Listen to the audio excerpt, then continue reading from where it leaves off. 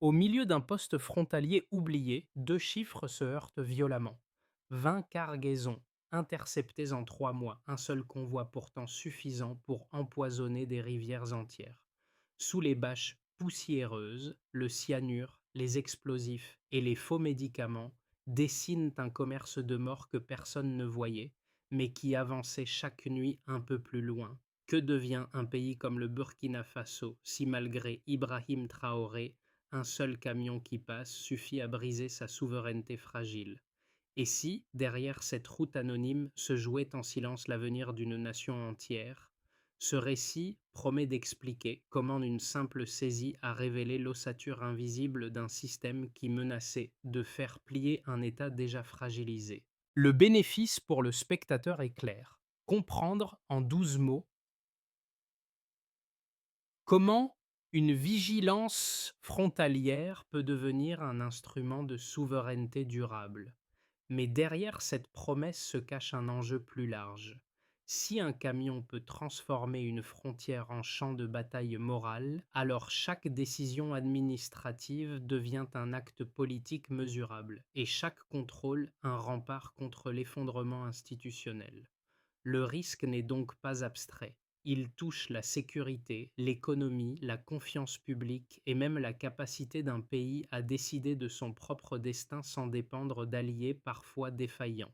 À travers les données, les témoignages et la trajectoire d'un appareil d'État en reconstruction, cette enquête montrera comment un poste poussiéreux s'est mué en laboratoire de souveraineté et pourquoi l'échec d'un tel modèle aurait un coût bien plus élevé qu'une cargaison ratée.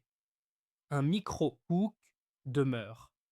Si la vigilance humaine a ses limites, que se passe-t-il le jour où le système qu'elle combat apprend à les exploiter? Deux révélations surgissent dès l'ouverture des archives internes.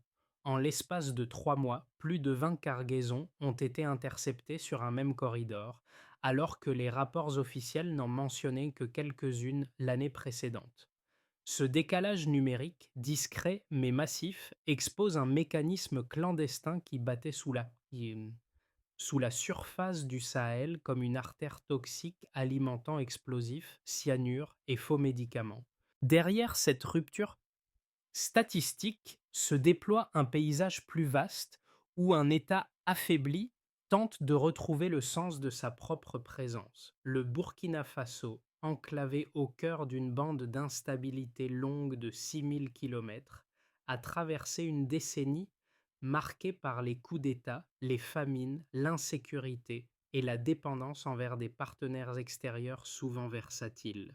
L'année de 22 symbolise cette lassitude collective lorsque la population oscillait entre colère contenue et résignation. Peu imaginer alors qu'un officier trentenaire, Ibrahim Traoré, transformerait une maxime morale, se tenir debout, en doctrine administrative à part entière. Sous son autorité, douane, agriculture et garde civile furent réintégrés dans une même chaîne opérationnelle afin de réduire les zones grises où prospérait corruption, silence, acheté et passe-droit. Les points de contrôle, autrefois permissifs, devinrent des nœuds d'observation méthodique. Provenance, fréquence, cohérence documentaire, type de fret. Chaque irrégularité déclenchait une double vérification humaine et numérique. C'est ainsi que le dossier du premier camion, celui dont les papiers dataient d'une semaine avant la cargaison réelle, devint le jalon fondateur d'une enquête qui allait révéler un corridor entier reliant marché criminel du Sud et cellules insurgées du Nord. Le hasard n'existait plus. Les convois arrivaient au crépuscule sur les mêmes routes portant les mêmes déclarations fictives. La haine-réalité, ce n'était pas une anomalie isolée, mais l'ossature d'une économie du poison dont la neutralisation allait devenir le premier test de souveraineté intérieure. Le fil du récit s'incarne d'abord à travers un inspecteur discret, Amidou, jeune agent posté près de Gawa, dont la routine quotidienne se limitait autrefois à vérifier des cargaisons de ciment et à signaler occasionnellement quelques fraudes bénignes. Son rôle changea le jour où il remarqua une incohérence minuscule, une date d'expédition antérieure d'une semaine à la cargaison réelle, détail que beaucoup auraient ignoré, mais qui, sous la nouvelle doctrine, devait être observé avant d'être interprété. Il en parla à son supérieur. L'ordre fut bref. Regarder, attendre, comprendre. La première situation qui se présente est la suivante. Pendant plusieurs nuits, Amidou nota les heures d'arrivée, les plaques, les itinéraires. Les convois apparaissaient tous au crépuscule, circulaient sur les mêmes routes poussiéreuses et déclaraient le même fret. Ce schéma répétitif transforma une suspicion individuelle en piste opérationnelle. La seconde situation prend forme sur le terrain des commerçants, étonnés par la rigueur nouvelle, signalèrent des véhicules incohérents, des paysans apportèrent nourriture et informations aux patrouilles, constatant que les uniformes ne venaient plus taxer mais protéger. La confiance civile, frêle et rare dans les zones frontalières, commença à se reconstruire autour de gestes simples. L'impact précoce de cette vigilance fut double. D'un côté, les agents redécouvraient leur utilité publique. De l'autre, la population, longtemps spectatrice, devenait partenaire involontaire d'une lutte qui dépassait les frontières physiques. C'est dans cette interaction initiale que la transformation institutionnelle trouva sa première preuve tangible. Ainsi s'impose la question centrale. La vigilance partagée peut-elle vraiment durer? L'activation commence par un ordre presque chuchoté. Observer sans intervenir, laisser le schéma se dévoiler, puis frapper au moment exact. Pendant trois mois, 6 officiers se déplacent donc sans insigne, dorment dans des camions, vivent dans la poussière, notent plaques, horaires, fréquences, anomalies. Leurs carnets deviennent des cartes mentales. Même route, mêmes heures, même marchandises fictives. Un corridor clandestin se dessine, reliant marché criminel du Sud et cellules insurgées du Nord. Chaque page rédigée rapproche l'équipe d'une vérité plus lourde que prévu. Puis vient le premier nœud de tension. Un convoi tente de contourner le poste principal. Les agents observent depuis une colline, jumelles immobiles. Le signal radio retentit. Ils avancent. Pas de cris, pas de tirs. Seulement des mains fermes, des portes verrouillées, des menottes froides. Sous les bâches, des fûts scellés, des étiquettes étrangères, une odeur d'amande amère. C'est du cyanure. À côté, des explosifs soigneusement emballés et des médicaments falsifiés. Le convoi ne transporte pas des matériaux. Il transporte une promesse de mort. Les ingénieurs militaires confirment, ce n'est pas pour l'exploitation minière. Quelqu'un voulait tuer avec ça. Le choc est immédiat. L'opération n'est plus technique. Elle devient existentielle. Le climax surgit ensuite, silencieux mais absolu. Ibrahim Traoré reçoit le rapport au cœur de la nuit. Il ordonne la discrétion totale. Aucune fuite, aucune image. Seule la patience stratégique comptera. Pendant 72 heures, des équipes balayent routes secondaires, manifestent, registres douaniers, appels téléphoniques. Un réseau apparaît. Une fausse société agricole à Abidjan. Des trafiquants d'or, des courtiers de guerre. Les barils viennent de là. Les itinéraires convergent. La carte du trafic se complète. Puis survient la nuit du brouillard. 2 heures du matin. Un convoi final tente de passer. Les agents l'attendent déjà. Les phares perçant la brume. Les moteurs se taisent. Aucune résistance. Sous le papier brun, détonateur, document crypté, une note manuscrite. Livraison complète, paiement à Gao. La ligne reliant contrebande et terrorisme est tracée noir sur blanc. L'après-coup est étrange, presque suspendu. Les prisonniers sont alignés, les véhicules saisis, les barils transférés sous escorte. Personne n'applaudit, personne ne célèbre. La mission vient d'empêcher un désastre national et pourtant l'air reste lourd. Les agents comprennent qu'ils ont arrêté plus qu'un convoi. Ils ont stoppé une logique entière. Un système qui prospérait sur la corruption et la peur. La poussière retombe. Le pays respire autrement. Les rapports internes dénombrent 27 camions interceptés, 312 barils saisis et un réseau transfrontalier démantelé. Ces chiffres froids représentent pourtant une métamorphose, un État qui, pour la première fois depuis longtemps, se protège lui-même. Le moment fondateur est là, une frontière n'est plus une ligne à traverser, mais une ligne à défendre. Autrement dit, la suite soulève une question essentielle. Le véritable combat commence après l'arrestation. Le point de départ est net. Avant 2022, à peine 14% des cargaisons suspectes étaient inspectées, puis ce taux a grimpé à 61% un an plus tard. Une progression qui traduit une rupture de méthode autant qu'un changement d'état d'esprit. Ce premier delta dessine le cadre. Une administration jadis décorative devient un organe vital de protection collective. Le deuxième chiffre est tout aussi structurant. 312 barils saisis lors de l'opération principale. Derrière cette donnée brute se cache une vérité simple. Chaque baril retiré du trafic représente une menace chimique neutralisée. Le troisième indicateur clôt la série. Les réactions opérationnelles sont devenues 40% plus rapides selon les rapports internes. Cette amélioration tient à un protocole local combinant vigilance humaine et vérification numérique. Autour de ces trois repères, le tableau complet se met en place. Les postes frontaliers, longtemps marqués par la lassitude, fonctionnent désormais selon un schéma d'analyse articulé en 4 niveaux: provenance, cohérence documentaire, type de fret, fréquence de passage. Chaque cargaison obtient une note, chaque anomalie déclenche un contrôle secondaire.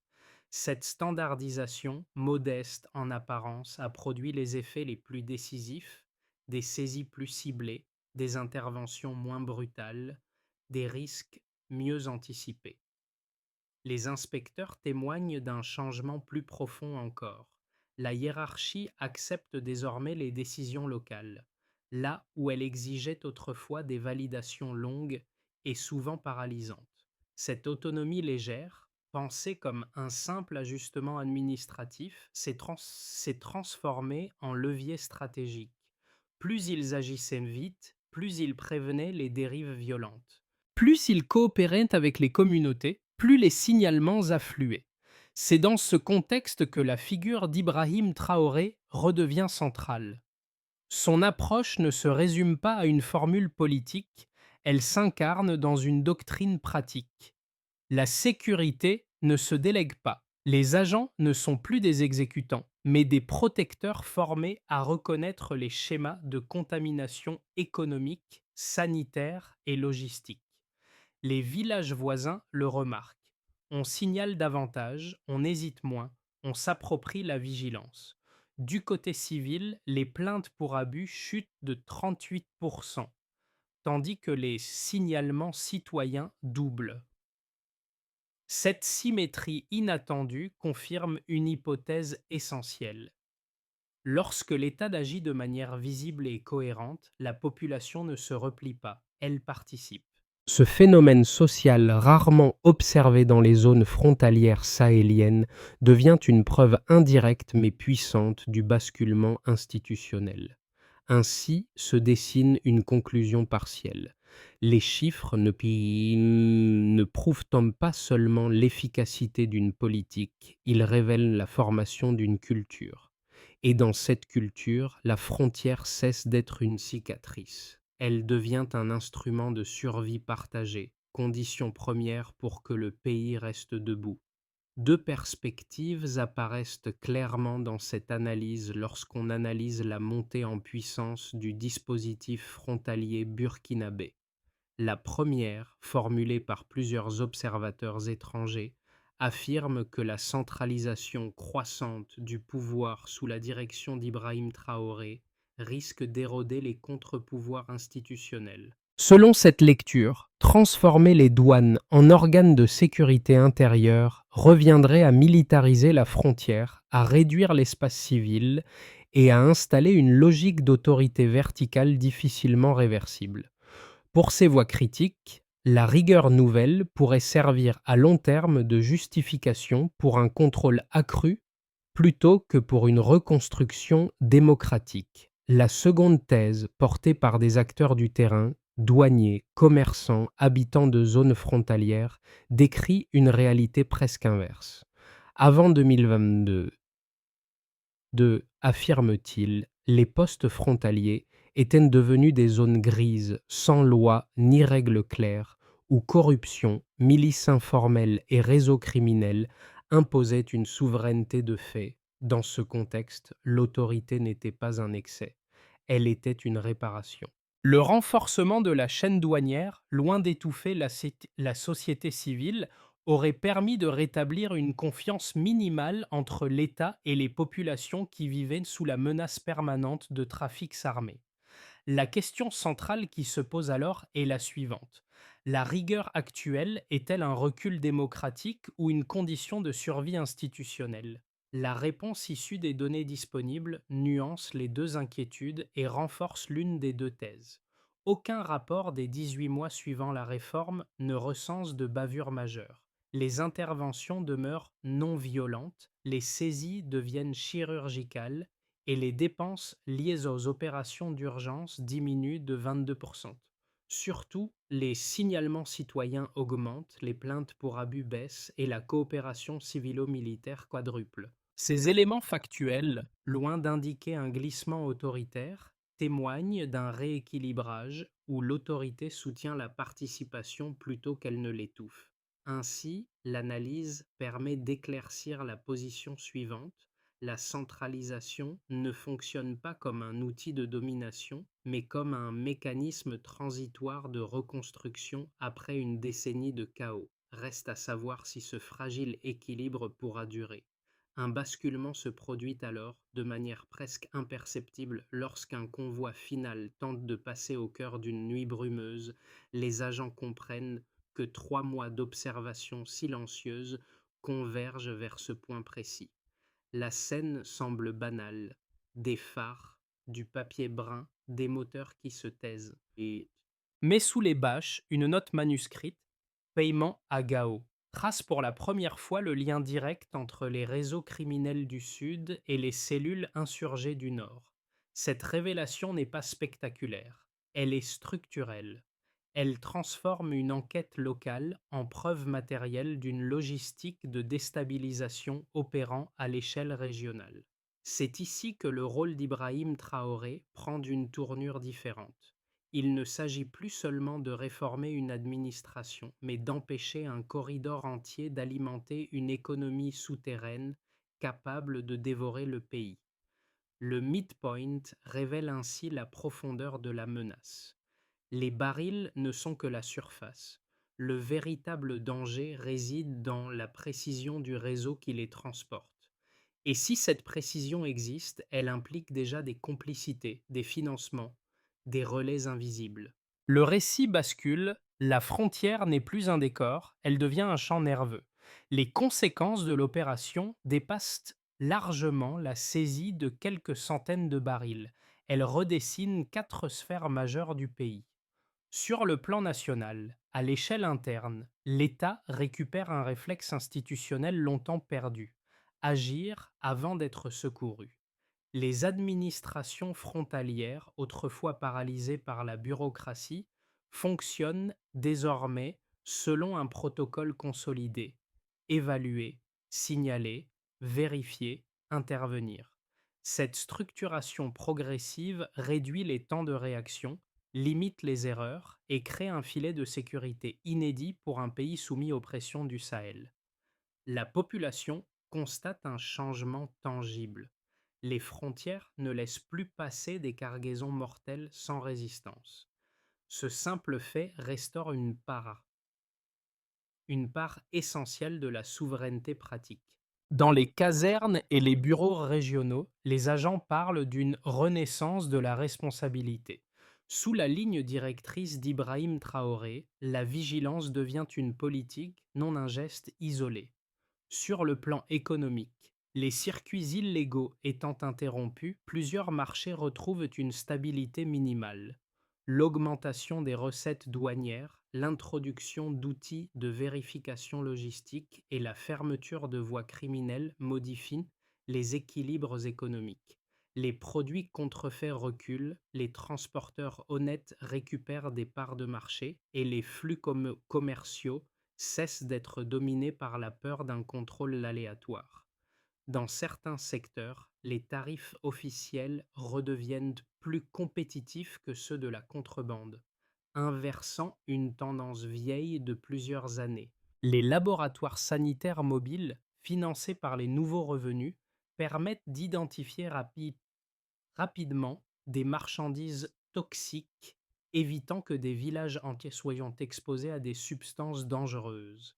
Sur le plan social, dans les communautés rurales, la transformation se voit avant de se mesurer. Les habitants signalent davantage, les patrouilles sont accueillies sans hostilité, et les jeunes rejoignent des brigades locales surnommées les gardiens. Là où régnait auparavant un mélange de fatalisme et de méfiance, une coopération nouvelle apparaît. Les plaintes pour abus diminuent nettement, signe que l'autorité cesse d'être perçue comme une menace arbitraire. Les récits circulent, un douanier retenant ses larmes devant un camion intercepté, une mère remerciant les soldats pour avoir protégé l'eau du village. Ces gestes composent une mémoire collective qui nourrit la confiance, un élément aussi vital que n'importe quel chiffre inscrit dans les rapports officiels, sur le plan régional. Au-delà des frontières, l'effet d'entraînement des visites est visible. Au Niger, au Mali et en Guinée, plusieurs officiers citent l'expérience burkinabé pour réformer leurs propres procédures. Des réunions conjointes apparaissent afin d'harmoniser les contrôles et certaines capitales ouest-africaines reconnaissent publiquement que le Burkina Faso a réussi à produire un modèle de vigilance locale exportable. À Bruxelles, Paris et Washington, les diplomates observent ce tournant avec prudence, mais ils en reconnaissent la cohérence. Un État pauvre, souvent dépendant, prouve qu'il peut façonner ses propres règles de survie. Ainsi, les conséquences pratiques ne sont pas seulement administratives. Elles redessinent la relation entre le pays, ses citoyens et son environnement régional. Et pour la première fois depuis longtemps, la souveraineté cesse d'être un mot. Elle devient un mécanisme. Les 12 prochains mois s'ouvrent comme une carte à 3 voies, chacune révélant une trajectoire possible pour l'appareil de vigilance burkinabé. Rien n'est certain, rien n'étra garanti. Seules les conditions déterminent ce qui suivra. Dans une première possibilité, continuité mesurée. Dans cette première hypothèse, le pays maintient la cadence actuelle. Les douanes poursuivent leurs interceptions régulières, entre 20 et 25 convois suspects par trimestre, et les réseaux criminels se déplacent vers des routes secondaires, plus risquées et moins rentables. La coopération civilo-militaire demeure solide, même si la fatigue institutionnelle commence à se faire sentir.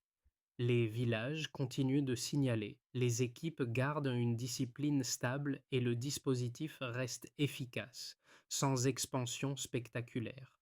Sous l'impulsion d'Ibrahim Traoré, l'État s'installe dans une souveraineté silencieuse, où les progrès ne font pas la une mais tiennent debout le pays au quotidien. Dans une perspective plus favorable, consolidation régionale. Dans cette trajectoire ascendante, l'expérience burkinabé inspire des dynamiques collectives.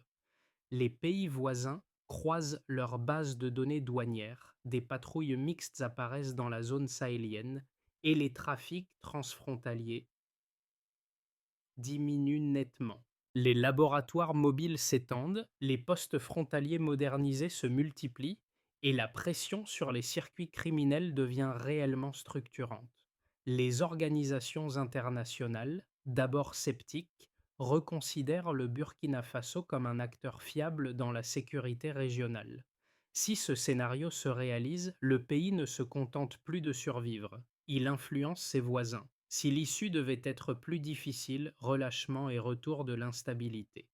Ici, la fatigue gagne les équipes, les financements se réduisent et la corruption retrouve des marges. Une cargaison dangereuse échappe au radar, brisant la confiance durement reconstruite.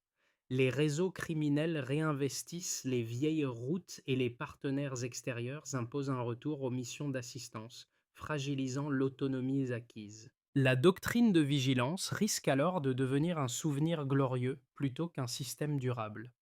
Pour naviguer entre ces trois branches, une logique s'impose. Penser en termes de conditions, pas de certitude. Ce n'est ni la chance ni le discours qui maintiendront la souveraineté, mais la discipline quotidienne qui relie chaque poste, chaque agent, chaque citoyen. La portée de cette histoire dépasse les frontières poussiéreuses et les rapports administratifs. Elle rejoint trois cercles différents de spectateurs, chacun touché à sa manière par ce qui se joue au Burkina Faso. Pour celles et ceux qui vivent dans l'incertitude quotidienne, pour les habitants confrontés à l'instabilité ou aux risques persistants, le récit rappelle qu'une frontière n'est pas seulement une ligne, c'est un filtre qui protège ou qui cède. Les gestes de vigilance, les contrôles, les alertes ne sont plus abstraits. Ils décident du prix des denrées, de la sécurité de l'eau, de la circulation des faux médicaments. Ce qu'ils voient à travers cette opération, c'est la preuve que les institutions peuvent encore agir avant que le danger ne les dépasse. Pour celles et ceux qui cherchent à comprendre, pour les étudiants, chercheurs, travailleurs ou simples curieux, l'histoire là ouvre un laboratoire d'analyse rare. Comment un État fragilisé peut redevenir un acteur structurant par la discipline plutôt que par la force?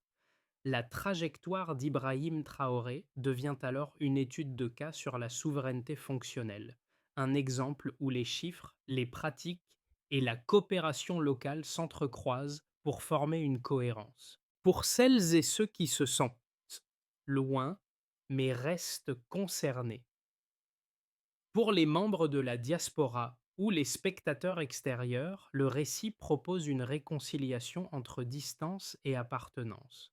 Comprendre ce qui se joue ici, c'est comprendre comment un pays, souvent caricaturé par sa faiblesse, démontre qu'il peut apprendre, adapter, protéger.